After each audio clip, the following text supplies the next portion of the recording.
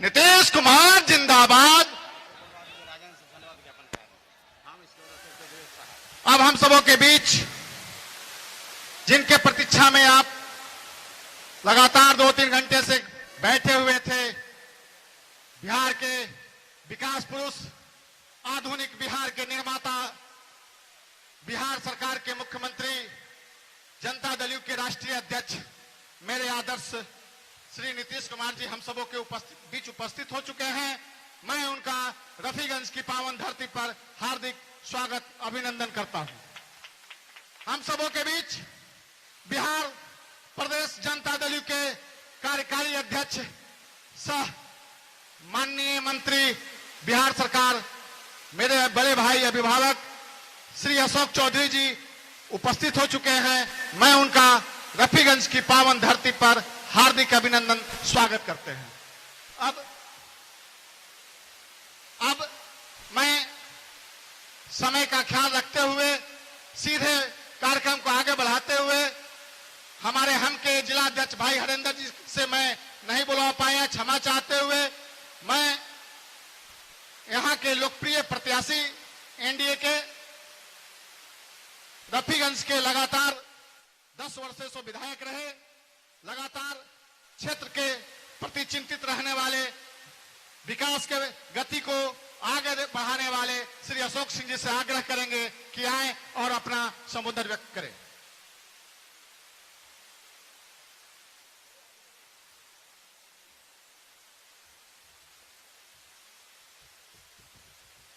Janata Dal you के कार्यकारी अध्यक्ष अशोक कुमार चौधरी जी, हम लोग के बड़े भाई औरंगाबाद के भाजपा के एमएलसी राजन कुमार सिंह जी और तमाम इस मंच पर जनता दल यू, भाजपा, हम और वीआईपी चारों दलों के पार्टी के पदाधिकारी, अध्यक्ष, मंडल अध्यक्षगण और पत्रकार बंधु और हमारे रफीगंज विधानसभा के दोनों ब्लॉक से, रफीगंज और मदनपुर से आए हुए नौजवान दोस्तों, माताएं एवं बहनों,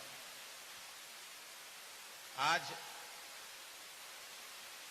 माननीय मुख्यमंत्री जी से हमने आग्रह किया था और हमेशा हमारे आग्रह पर इसी मैदान में जो भी कार्यक्रम होता है आरबीआर हाई स्कूल के मैदान में, आप कई एक बार माननीय मुख्यमंत्री जी को सुन चुके हैं, लोकसभा में, विधानसभा में, फिर आप लोग के डिमांड पर माननीय नेता को हमने आग्रह किया था। आज आपके बीच में है, बहुत सारी बातें वो बताएंगे, उनको सुनने के लिए आप आए हैं।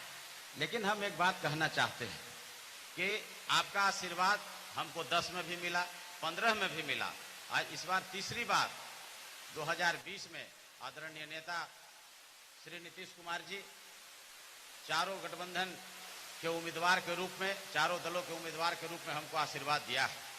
और फिर हम आग्रह कर रहे हैं आपसे, और कुछ बात, हम लोग 10 साल के विधायक हैं, प्रतिनिधि हैं, निश्चित रूप से कुछ छोटी मोटी शिकायतें रही होंगी और होंगी, लेकिन हम आपके भाई और आपके बेटा हैं। हम लोग अगर कुछ गलतियां हमने की होगी और कुछ आपको लगा होगा ऐसा कि अशोक जी को ये नहीं करना चाहिए था, तो वो उस गलती के लिए हम आपसे एक बार क्षमा मांगते हैं और फिर हम आग्रह करते हैं कि आप एक बार फिर हमको रफीगंज के विकास के लिए, आदरणीय नीतीश कुमार जी के बिहार में मुख्यमंत्री बनाने के लिए, बिहार को आगे ले जाने के लिए, देश को आगे ले जाने के लिए आप हमको ईवीएम पर पहला नंबर है मेरा अशोक कुमार सिंह, 1 नंबर फर्स्ट वाला ही है अशोक कुमार सिंह, और मेरा फोटो भी लगा है और तीर छाप निशान भी ईवीएम पर है। इसलिए हम आग्रह करेंगे कि 1 नंबर के सामने वाला बटन दबा करके आप हमको आशीर्वाद के रूप में एक मत 28 तारीख को देने का काम करिएगा। ये हम पूरा उम्मीद, पूरा आशा और पूरा विश्वास करते हैं। हम माननीय मुख्यमंत्री जी से एक और आग्रह करना चाहते हैं।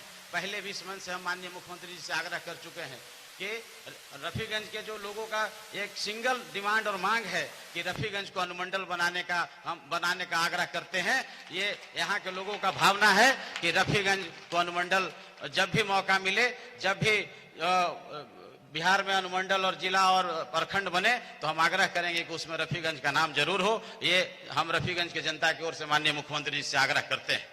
और एक बात है कि लड़ाई, देखिए आप सब लोग समझदार हैं, लड़ाई सीधी है एनडीए और महागठबंधन के बीच में।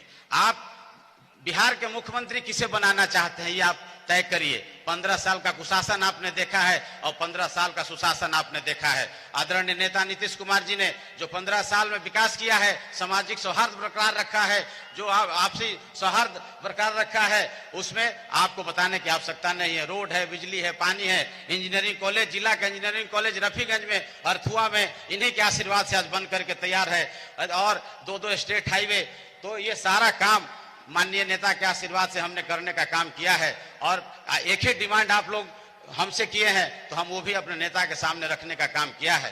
इसलिए आप लोग से हम आग्रह और उम्मीद करते हैं कि फिर एक बार हमको जब आप मौका दीजिएगा और माननीय मुख्यमंत्री एनडीए की सरकार का नेतृत्व करेंगे, तो निश्चित रूप से रफीगंज को और विकास के पथ पर हम आगे बढ़ाने का काम करेंगे। बहुत बहुत धन्यवाद। धन्यवाद माननीय विधायक श्री अशोक बाबू।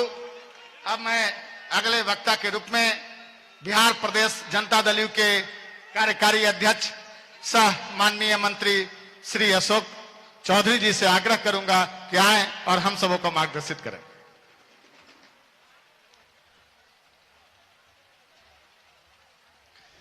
आज के इस चुनावी सभा में उपस्थित रफीगंज के तमाम मतदाताओं के समक्ष उपस्थित पार्टी के राष्ट्रीय अध्यक्ष और बिहार के यशस्वी मुख्यमंत्री, बिहार के विकास के सारथी परम आदरणीय श्री नीतीश कुमार जी, मंच पर उपस्थित हम लोगों के विधान परिषद के सम्मानित सदस्य राजन जी, मंच पर उपस्थित पार्टी के हमारे एनडीए के उम्मीदवार और आप लोगों के विधायक नौजवान साथी अशोक जी, मंच पर उपस्थित जदयू और भारतीय जनता पार्टी हम के तमाम सम्मानित नेतागण और यहाँ पर उपस्थित तमाम हमारे रफीगंज के मतदातागण, भाइयों और बहनों, साथियों, यह चुनाव विचारधारा की लड़ाई है। 15 वर्ष पूर्व एक सरकार थी जो 15 वर्ष तक इस प्रदेश में राज करने का काम किया। पूरा मध्य बिहार, जिस इलाके में हम लोग रहते हैं, औरंगाबाद, गया, जहानाबाद, अरवल, रोहतास का जो इलाका था, पूरी तरह से जातीय उन्माद में फंसा हुआ था, पूरी तरह से अगड़ों और पिछड़ों की लड़ाई में फंसा हुआ बिहार था। 118 नरसंहार का बिहार था, दंगा का बिहार था। और 2005 में आपके प्यार और आशीर्वाद से माननीय नेता ने इस प्रदेश की बागडोर संभालने का काम किया।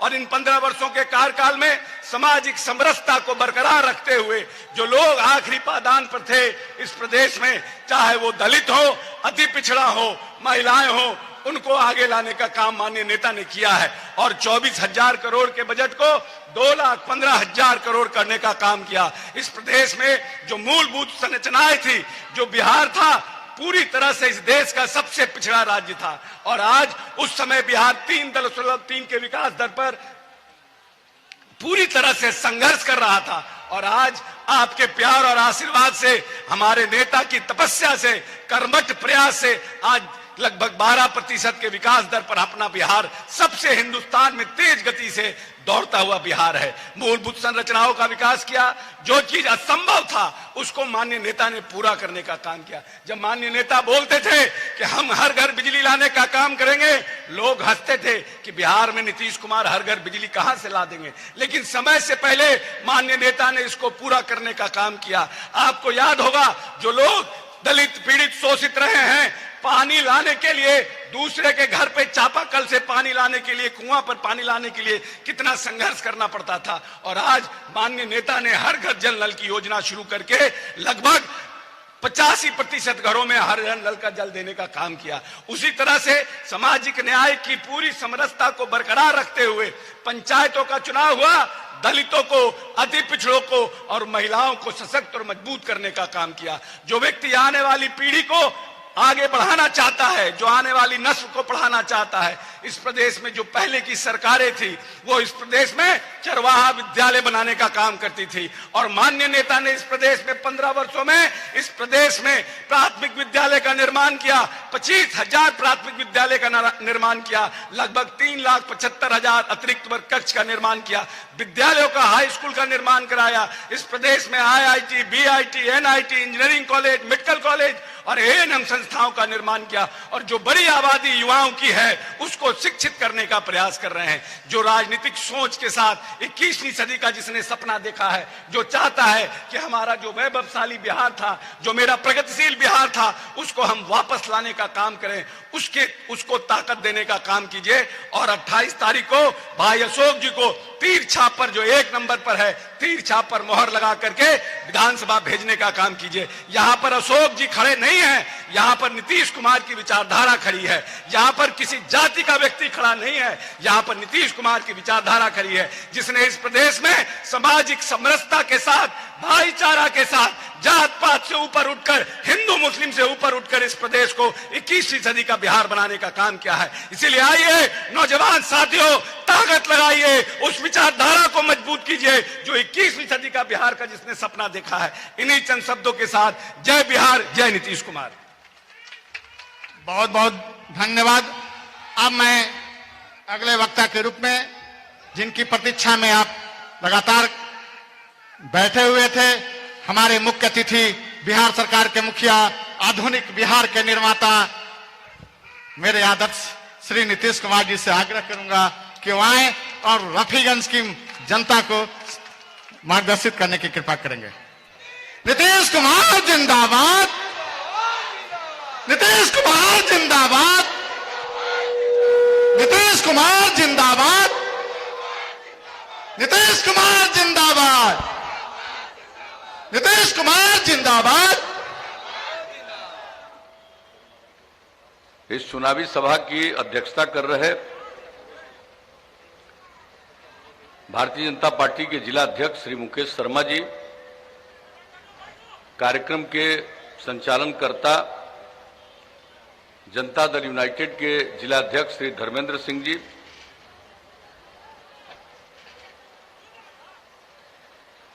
हम सब लोगों के लोकप्रिय उम्मीदवार रफीगंज विधानसभा क्षेत्र से अशोक कुमार सिंह जी, यहां पर उपस्थित जनता दल यू के कार्यकारी प्रदेश अध्यक्ष अशोक चौधरी जी, माननीय विधान पार्षद राजन सिंह जी, हम पार्टी के जिला अध्यक्ष श्री हरेंद्र सिंह जी, वीआईपी पार्टी के जिला अध्यक्ष श्री जगदीश चौधरी जी, भारतीय जनता पार्टी के विधानसभा प्रभारी श्री राकेश कुमार सिंह जी, जनता दल यू के वरीय नेता सीताराम दुखारी जी, यहां कार्यक्रम में उपस्थित भारतीय जनता पार्टी के नेतागण सर्वश्री सुबोध सिंह जी, प्रदीप चौरसिया जी, बबल सोनी जी, सत्येंद्र सिंह जी, विनोद सिंह जी, प्रफुल्ल सिंह जी, सुनील कुमार सिंह जी, सुधीर सिंह जी, सुनील कुमार वैद्य जी, वीआईपी पार्टी के नेतागण श्री रंजीत चौधरी जी, राजेश चौधरी जी, छोटू चौधरी जी, जनता दल यू के नेतागण वासुदेव मेहता जी, उमेश कुशवाहा जी, सुरजीत कुमार सिंह जी, अखिलेश मेहता जी, जनाब मोहम्मद इलियास साहब, श्रीमती शोभा चंद्रवंशी जी, सुधीर सिंह जी, विजय चंद्रवंशी जी, संजय अंबेडकर जी, मनोज कुमार सिंह जी, अजय गुप्ता जी, सतीश पाठक जी, मदन चौधरी जी, एनडीए घटक दलों के सभी हमारे सम्मानित नेतागण, मेरे प्रिय साथियों, प्रिंट और इलेक्ट्रॉनिक मीडिया से जुड़े पत्रकार मित्रों, छायाकार बंधुओं और इस सभा में उपस्थित बहनों एवं भाइयों, मैं सबसे पहले इस चुनावी सभा में गर्मी के बावजूद, धूप के बावजूद आपकी उपस्थिति के लिए आपको हृदय से मैं धन्यवाद देता हूं और आपका हार्दिक अभिनंदन करता हूं। पहले से ही इस चुनावी सभा में हमारे कई साथियों ने अपनी बात रखी, हमारे आने के पहले भी रखा है, अभी भी लोगों ने कुछ बातें यहां पर रखी है। हम तो आपके बीच में आए हैं और आप सबको मालूम है कि कोरोना के दौर के कारण इस बार चुनाव की जो अवधि है, उसके लिए जो समय निर्धारित है वो सीमित है, बहुत कम समय है। अरे ले लो, कोई कागज देना चाहता है तो ले लीजिए। अरे छोड़िए ना, काहे के लिए उसको पुलिस वाले कुछ कर रहे हैं? वो कागज लेना चाहता है, ले लीजिए।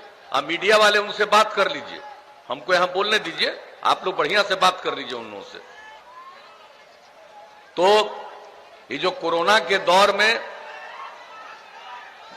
जो कुछ भी ये जो इस बार और बार जितना समय मिलता था चुनाव प्रचार में, इस बार उसकी तुलना में कम समय मिला। और पहले इतना समय रहता था कि हम लोग लगभग सभी विधानसभा क्षेत्र में जाने में कामयाब होते थे, लेकिन इस बार इतना सीमित समय है कि चाह करके भी सब जगह पहुंच पाना शायद संभव नहीं है। लेकिन आपके बीच में हम अक्सर आते रहे हैं और आज भी आपके बीच यहां पर उपस्थित होने का मौका मिला, इसके लिए मुझे बहुत ही प्रसन्नता है। आप सबसे मिलकर खुशी है। और आपके बीच में हम ज्यादा समय तो अपनी बात नहीं रख पाएंगे, लेकिन हम इतना ही कहना चाहते हैं कि आपने हम लोगों को काम करने का मौका दिया। उसके बाद जितना काम हुआ और पहले जिनको 15 साल तक पति पत्नी को काम करने का मौका मिला, उन्होंने क्या काम किया, ये दोनों की तुलना जरूर कर लीजिएगा। जो लोग परेशान थे, शाम होते घर से नहीं निकल पाते थे, अपराध की कितनी घटनाएं घट रही थी, कितने नरसंहार होते थे, कितने लोगों का अपहरण होता था, कौन सी घटना थी ये किसको मालूम नहीं है। क्या बिहार का विकास था? कोई काम होता था? काम करने वाले लोगों को तो लोग इतना तंग करता था कि कितने लोग हैं जो व्यापारी लोग बिहार से भाग करके लोगों को जाना पड़ा था बिहार के बाहर। कितने चिकित्सक लोगों को, डॉक्टर लोगों को कितना अपहरण करता था, कितने डॉक्टर बिहार को छोड़ करके बाहर चले जाते थे। और जब आप लोगों ने काम करने का मौका दिया, उसके पहले हमने एक ही बात कहा था। हमने कहा था कि न्याय के साथ विकास के रास्ते पर चलेंगे, और उसका मतलब है हर इलाके का विकास और समाज के हर तबके का उत्थान। और हमने सब इलाके के विकास के लिए काम किया, हर समाज के तबके के उत्थान के लिए काम किया। जो किनारे पड़े थे, जिनको कोई पूछता नहीं था, उनको भी मुख्य धारा में लाने के लिए हम लोगों ने उनके लिए विशेष पहल की। चाहे वो महिलाएं हों, अनुसूचित जाति जनजाति के हों, अति पिछड़े वर्ग के हों, अल्पसंख्यक समुदाय के हों, उनके लिए और विशेष काम जो करना था वह भी काम हम लोगों ने किया, ताकि समाज के हर तबके का उत्थान हो और समाज आगे बढ़े। महिलाओं की कैसी उपेक्षा थी जरा बताइए। पति अंदर गए, पत्नी को तो बैठा दिया गद्दी पर, लेकिन महिलाओं को कुछ मिलता था? चुनाव कराए थे 2020 में पंचायत का, कोई आरक्षण था महिलाओं के लिए? किसी के लिए कुछ था? और जब काम करने का हम लोगों को मौका मिला 2005 के फरवरी में, तो पहला काम हमने क्या करवाया? कानून बनाया। पंचायती राज संस्थाओं में, नगर निकायों में महिलाओं को 50% का आरक्षण दिया। अब कितनी बड़ी संख्या में 3 चुनाव हो गया, कितनी महिलाएं अब जनप्रतिनिधि हैं, कितनी इज्जत बढ़ी। लड़कियां पढ़ नहीं पाती थी, उनके पढ़ाने का इंतजाम किया। पोशाक योजना, साइकिल योजना। मैट्रिक में 9वें क्लास में लड़कियों की संख्या उस समय, इतनी बड़ी आबादी का राज्य, 1,70,000 से भी कम था। और अब जब हम लोगों ने काम किया है, अब लड़का और लड़की की संख्या मिडिल स्कूल में भी बराबर हो गई। तो हम लोगों ने समाज के हर तबके के उत्थान के लिए काम किया। कौन पूछता था अति पिछड़े वर्ग को? जब वो भी जनप्रतिनिधि बने तो उनका भी सम्मान हुआ। और आज क्या स्थिति आई है, तो समाज के हर तबके के उत्थान के लिए हमने काम करना शुरू किया कि बच्चे कौन स्कूल से बाहर सबसे ज्यादा रहते हैं। तो आकलन किया, पता चला कि चाहे महादलित समुदाय के लोग हैं या अल्पसंख्यक समुदाय के लोग हैं, उन लोगों को स्कूल तक पहुंचाने के लिए हम लोगों ने जो टोला सेवक, तालीमी मरकज, स्वयं सेवक का काम किया, 30,000 लोगों को लगाया और वैसे बच्चे बच्चियों को बाहर पढ़ा करके स्कूल तक पहुंचा दिया। और ये काम करने वाले तमाम लोगों को हमने 60 साल तक रख लिया। तो आप जरा सोच लीजिए कि काम के लिए अब स्कूल से बाहर रहने वाले बच्चों बच्चियों की संख्या न के बराबर है, 0.5% से भी कम। तो हर क्षेत्र में काम, क्या हालत थी सड़कों की, कहीं कोई सड़क का इंतजाम था, क्या बुरा हाल था लोगों का। और जो काम हम लोगों ने करना शुरू किया राज्य के विकास के लिए, लोगों के उत्थान के लिए, प्रगति के लिए, कानून का राज कायम करने के लिए। जंगल राज था, हम लोगों ने कहा कानून का राज कायम करेंगे। और हमने शुरू से कहा है कि न हम अपराध को बर्दाश्त करेंगे, न भ्रष्टाचार को बर्दाश्त करेंगे और न सांप्रदायिकता को बर्दाश्त करेंगे। क्राइम, करप्शन, कम्युनलिज्म, ये तीनों के खिलाफ जम करके हम लोगों ने काम किया। और आज आपको मालूम है अब अपराध के आंकड़े बिहार में कितने कम हो गए हैं।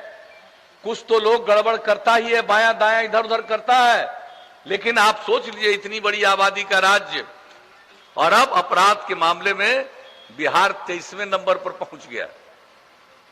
आमदनी न के बराबर थी और बिहार की आमदनी 2005-06 जब आप लोगों ने काम करने का मौका दिया था, उस वर्ष का हालत था पूरे बिहार की जो संपत्ति और उसकी आमदनी का आंकड़ा था, राज्य सकल घरेलू उत्पाद के माध्यम से 76,466 करोड़ रुपया। और अब जो विकास का दर बढ़ा 12.8% के दर से बिहार का विकास आगे बढ़ा है। और अब जो सकल घरेलू उत्पाद में जो वृद्धि हुई है, अब 4,14,977 करोड़ रुपया स्थिर मूल्यों पर। और आप जान लीजिए प्रति व्यक्ति आय में 10.5% की वृद्धि। तो हर काम किया, अपराध को नियंत्रण, विकास का काम, समाज के हर इलाके का विकास। आप बताइए किसी भी इलाके की हम लोगों ने उपेक्षा की है? हम तो रात दिन काम करने में लगे और लोगों को काम से मतलब नहीं है, न काम के बारे में कोई जानकारी है। और हम लोग जो काम करते रहे और ये तीसरी बार मौका मिला तो 7 निश्चय का ऐलान किया। आप बताइए कितने, अभी चर्चा कर रहे थे अशोक जी भी, अब आप बताइए हमारे उम्मीदवार, अब ये बताइए कि हम लोगों ने हर जिले में इंजीनियरिंग कॉलेज, हर जिले में पॉलिटेक्निक संस्थान, हर जिले में महिला ITI, हर जिले में GNM संस्थान, हर जिले में पैरामेडिकल संस्थान और हर अनुमंडल में ANM संस्थान, ITI संस्थान, सबकी स्थापना, काम शुरू करा दिया। बिल्डिंग भी बहुत जगह बनकर तैयार, पढ़ाई शुरू। हम बच्चे बच्चियों को आगे पढ़ाना चाहते हैं, गरीबी के कारण लोग नहीं पढ़ा पाते थे, तो इसलिए उन सब लोगों के लिए जो हम लोगों ने करना शुरू किया, जो एक एक को मदद करना शुरू किया, स्टूडेंट क्रेडिट कार्ड योजना, 4 लाख रुपए की सहायता इंटर के आगे पढ़ने वाले के लिए। और जो आगे पढ़ना नहीं चाहता है, काम की तलाश में कहीं जाना चाहता है, उनको 2 साल तक 1,000 रुपया का महीना स्वयं सहायता भत्ता। और जो लोग कोई काम करना चाहेगा, उसको अगर कंप्यूटर पर काम करना नहीं आएगा तो आगे कोई काम नहीं उसको मिल सकता है। तो इसके लिए हमने कुशल युवा कार्यक्रम में शुरू कराया, कितने बड़े पैमाने पर, न सिर्फ कंप्यूटर का ज्ञान बल्कि उसके साथ किस तरह से व्यवहार करना चाहिए, किस तरह से संवाद करना चाहिए, भाषा के बारे में, सब चीज के बारे में पढ़ाया। 10 लाख से ज्यादा युवक युवतियों ने इसकी ट्रेनिंग ले ली। तो एक एक काम, महिलाओं को सरकारी सेवा में 35% का आरक्षण, पुलिस बल में 35% का आरक्षण, कहां महिलाएं मिलती थी पुलिस बल में देखने को, और अब आप पुलिस बल में देखिए महिलाएं दिखती हैं कितनी संख्या में। शायद ही देश के किसी और राज्य में इतनी महिलाएं पुलिस बल में होंगी। तो एक एक काम हम लोगों ने किया सरकारी सेवाओं में। और उसके बाद क्या कहा, पहले कोई बिजली की स्थिति थी बताइए, 700 मेगावाट पूरे इतने बड़े राज्य में खपत थी, और अब बढ़ गया 6000 मेगावाट से ज्यादा। हमने क्या कहा था हर घर बिजली पहुंचा देंगे। सब इच्छुक लोगों को बिजली पहुंचा दिया अक्टूबर 2018 तक। और आप समझ लीजिए अब जितने लोग चाहते हैं सबको बिजली, तो बिजली का काम, हर घर नल का जल। आज आप समझ लीजिए 83% से भी ज्यादा ये काम हो चुका है। अगले 1-2 महीने के अंदर ये काम पूरा होगा। हर घर में शौचालय देश भर की योजना है, यहां भी लगभग पूरा हो गया। हर घर तक पक्की गली और नाली का निर्माण। कोई सोचता नहीं था कि गांव में भी पक्की गली बनेगी और नाली का निर्माण बनेगा। हम लोगों ने ये काम करवाया, लोगों को मौका मिला। लोग चुनाव नहीं लड़ते थे, एमएलए और एमपी नहीं बने हमारे पहले वाले। हम जब एमएलए एमपी बने अपने इलाके में जाते थे, हर जगह लोग यही कहता था कि जहां यहां जाने का रास्ता तो गौवा में बनवा दीजिए। तो एक एक काम जो करते थे, और उसके बाद हमने तय कर दिया, जब आप लोगों ने यहां काम करने का मौका दिया, हर घर तक पक्की गली और नाली का निर्माण, ये भी काम लगभग पूरा।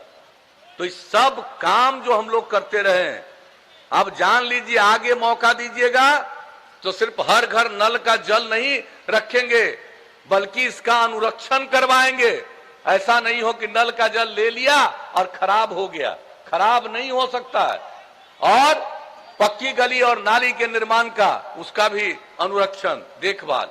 अब आगे मौका दीजिएगा। हम लोग तो इतना काम सब करते चले जा रहे हैं, कोई इलाका नहीं है, समाज के हर तबके का उत्थान, पूरे बिहार की प्रगति। हमने आपको संक्षेप में ये बातें बता दी। और आगे जब मौका दीजिएगा तो हम तब युवाओं के लिए और आगे काम करेंगे। ये जो नई टेक्नोलॉजी आ गई है और रोज इसका विकास हो रहा है, हम सिर्फ अब कंप्यूटर पर काम सिखाने से नहीं काम होगा पूरा। अब उसके लिए नई टेक्नोलॉजी सिखाएंगे। जो हमारे पॉलिटेक्निक संस्थान और आईटीआई वहां तो होगा ही, लेकिन बाकी लोग भी, कोई 10वां 12वां पास है, कोई काम करना चाहता है, तो उसको भी नई तकनीक को सिखाने के लिए हर जिला में संस्थान स्थापित करेंगे और उनको भी सिखाएंगे। नई टेक्नोलॉजी को जानेगा, रोजगार उसका बढ़ेगा, काम बढ़ेगा, आमदनी बढ़ेगी। और आज जो बाहर से सामान मंगवाना पड़ता है, यहां इसकी जरूरत नहीं पड़ेगी, यहीं से यहां से बाहर सामान जाना शुरू होगा। तो आगे मौका दीजिएगा तो हम लोग तो ये करेंगे। और हर जिला में अब जो आपको बता दिया, हर घर तक बिजली पहुंचा दिया, लेकिन अब अगली बार मौका दीजिएगा तो हर गांव में सोलर स्ट्रीट लाइट, यानी रास्ता भर में सोलर बिजली पहुंचा देंगे, ताकि घर में बिजली बंद कीजिए और पूरे गांव में ये बिजली से उजाला रहेगा। अब आगे ये करने का मेरा विचार है। और गांव में जितना काम करवाए हैं हमने बता दिया, उसका देखभाल अनुरक्षण तो करेंगे ही, लेकिन उसके अलावे साफ सफाई, गांव का साफ सफाई, शहर का साफ सफाई, एक एक चीज सुनिश्चित हम लोग करा देंगे कि कहीं कोई गंदगी नहीं रहे। तो ये सब काम जब मौका दीजिएगा तो करेंगे। अब हर गांव को सड़क से जोड़ रहे हैं, लगभग काम पूरा। अब आगे मौका दीजिएगा तो कई गांवों को जोड़ते हुए महत्वपूर्ण जगहों पर जाने के लिए और नया सड़क बनवाएंगे। और शहर और बाजार में जो भीड़ रहती है, कोई भी सड़क बनाते हैं, अब उसके लिए जितना भी शहर है, बाजार है, सब में बाईपास बनवा देंगे। और जहां बाईपास का जमीन नहीं मिलेगा, वहां ऊपर से चलने के लिए फ्लाईओवर बनवा देंगे। अब ये सब दीजिएगा मौका तो हम ये सब काम करेंगे, हर क्षेत्र के लिए काम।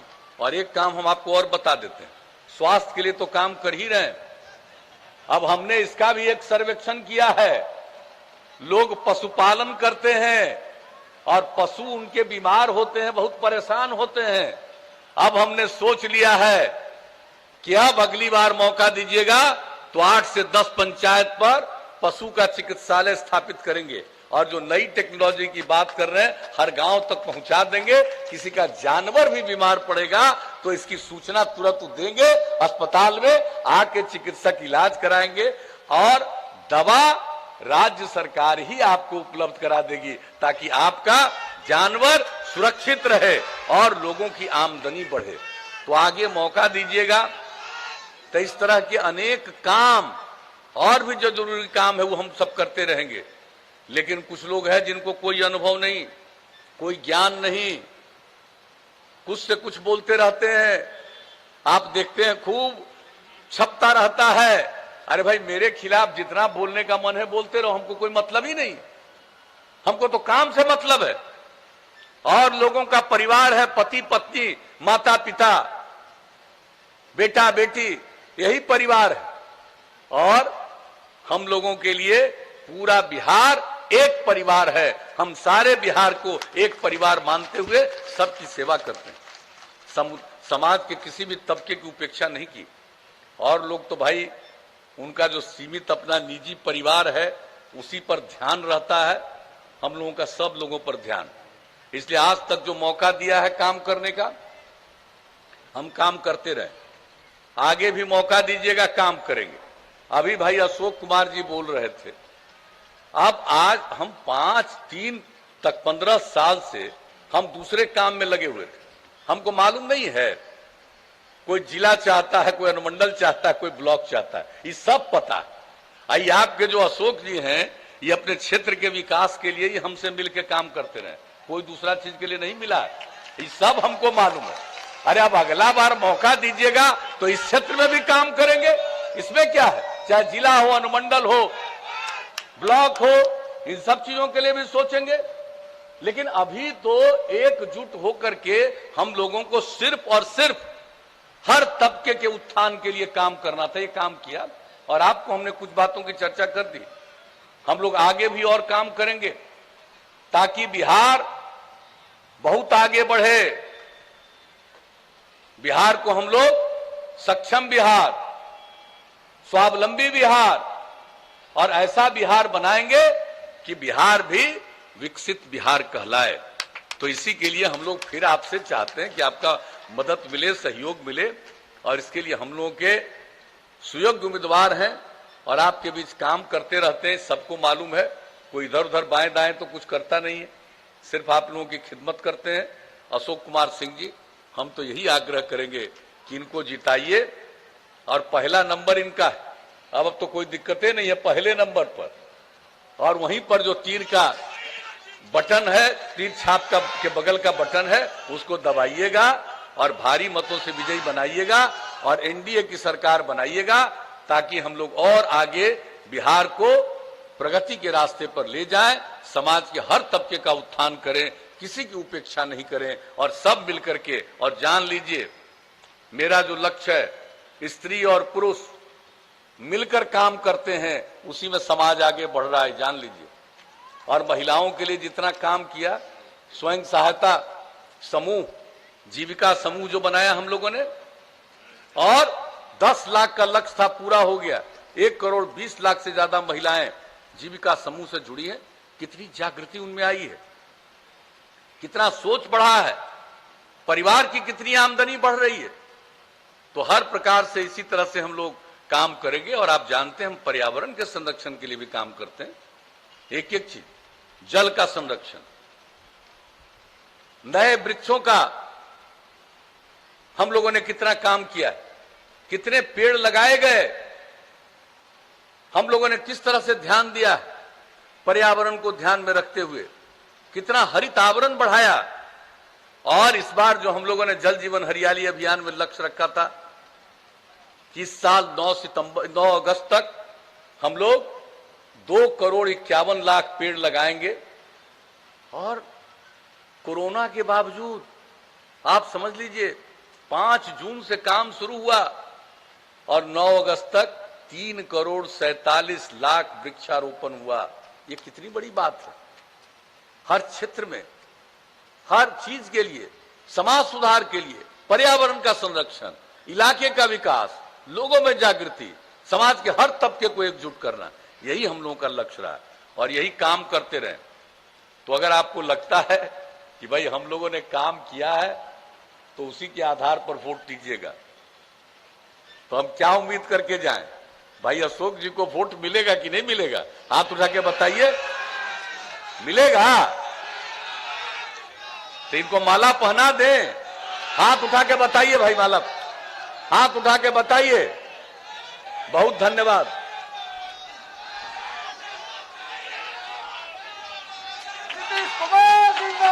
नीतीश कुमार, तो आप लोगों के नीतीश कुमार जिंदाबाद। आप लोगों की सहमति से हमने इनको जीत का माला पहना दिया। अब भारी मतों से विजयी बनाइएगा। 28 तारीख को वोट है, सब लोग अपना वोट डालिएगा। और जो हमारी बहनें यहां पर मौजूद हैं, इनको तो हम यही कहेंगे, आप लोग सबसे पहले मतदान करिएगा और फिर जलपान, और तब देखिए सब लोग वोट करेंगे और भारी संख्या में वोट होगा। तो इन्हीं शब्दों के साथ मैं आप सबको हृदय से धन्यवाद देते हुए अपनी बात समाप्त करता हूं कि अभी 3 जगह और पहुंच जाना है। बहुत बहुत धन्यवाद। धन्यवाद। अब मैं अंत में धन्यवाद ज्ञापन करने हेतु औरंगाबाद स्थानीय निकाय से माननीय विधान पार्षद श्री राजन कुमार जी से आग्रह करूंगा कि वह आए और धन्यवाद ज्ञापन करें।